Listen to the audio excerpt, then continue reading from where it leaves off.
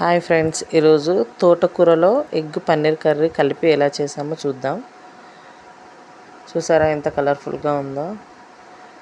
Try చేయండి మీరు కూడా, చాలా బాగుంటుంది కర్రీ.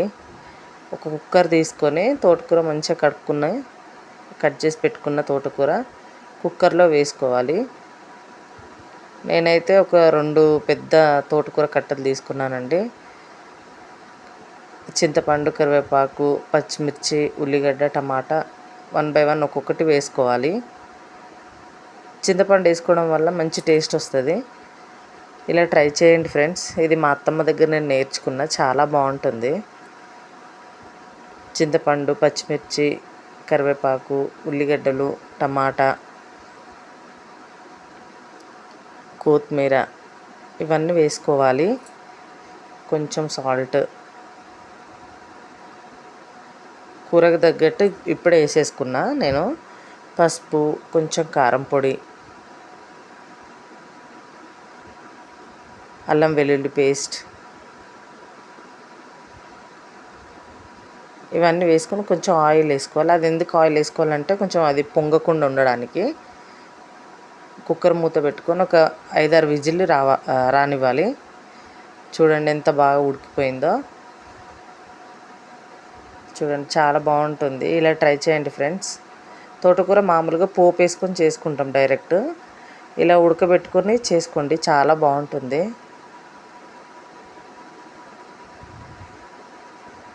ఇలా మెత్తగా ఉడకాలి.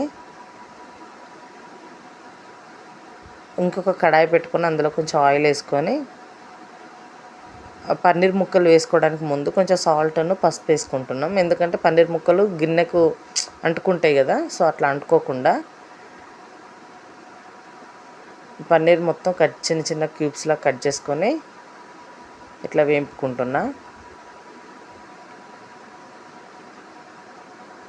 తోటకూర మామూలుగా పోపు వేసుకొని చేసుకుంటాం, అదే ఎప్పటికీ చేసుకునే కదా. కొంచెం ఇట్లా డిఫరెంట్గా ట్రై చేసా పిల్లల కోసం. మాకు 3 పిల్లలండి. వాళ్ళు ఇక ఈవినింగ్ డే మొత్తం స్కూల్కి వెళ్తారు కాబట్టి ఈవినింగ్ టైంలో కొంచెం వాళ్ళు కడుపు నిండా తినాలంటే కొంచెం డిఫరెంట్గా చేస్తాను నేను వంటలు. ఇలా పన్నీర్ మంచిగా వేగాలి. ఇప్పుడు ఎగ్స్ ఉడకబెట్టుకొని ఇట్లా చిన్న చిన్నగా ఘాటు పెట్టుకోవాలి. ఒక చేతిలో ఫోన్ ఉందండి, అందుకోసమనే ఇట్లా చేస్తున్నా.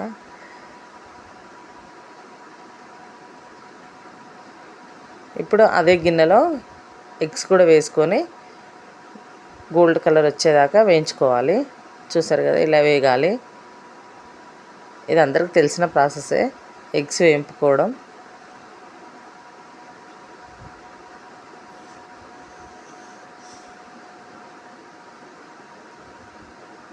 ఇట్లా వేగిన తర్వాత మళ్ళీ ఇదే కడాయిలో ఇంకా కొంచెం ఆయిల్ వేసుకోవాలి. ఆయిల్ వేసుకొని జీలకర్ర, ఆవాలు, శనగపప్పు అవన్నీ పోపు దినుసులు, ఎండుమిర్చి, పచ్చిమిర్చి, కరివేపాకు అన్నీ వేసుకొని మంచిగా వేగాలి. పోపు పెట్టుకుంటున్నాం అన్నమాట మనము ఆ కర్రీకి.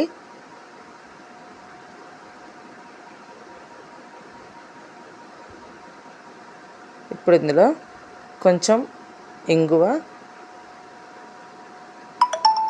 మనం పోపు ఎప్పుడు వేసుకున్నా కొంచెం ఇంగువ వేసుకోవడం వల్ల ఆ కూర ఇంకా కొంచెం టేస్టీగా తయారవుతుంది. కొంచెం పసుపు వేసుకోవాలి.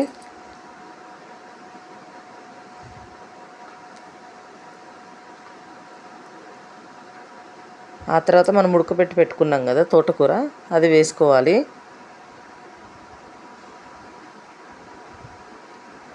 ఇలా చేసి చూడండి ఫ్రెండ్స్, చాలా బాగుంటుంది కర్రీ. అన్నంలోకైనా చపాతీలోకైనా చాలా బాగుంటుంది కూర. మీకు ఈ ఛానల్ ఒకవేళ నచ్చినట్టయితే ప్లీజ్ సబ్స్క్రైబ్ చేసుకోండి, కామెంట్ చేయండి, లైక్ చేయండి.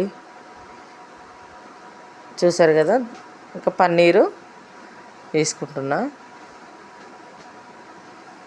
మొత్తం ఎందుకు కలపట్లేదంటే కొంచెం పైన ఉంటే క్రిస్పీగా ఉంటాయని కొంచెం మీద వేసి అట్లా పెట్టా.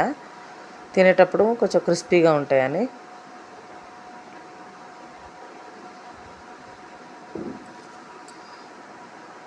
మా పిల్లలైతే చాలా చాలా ఇష్టంగా తింటారు ఈ కర్రీ. పిల్లలకు ఆకుకూరలు పెట్టడం మంచిది కదా, కొంచెం ఇలా ట్రై చేసి చూడండి.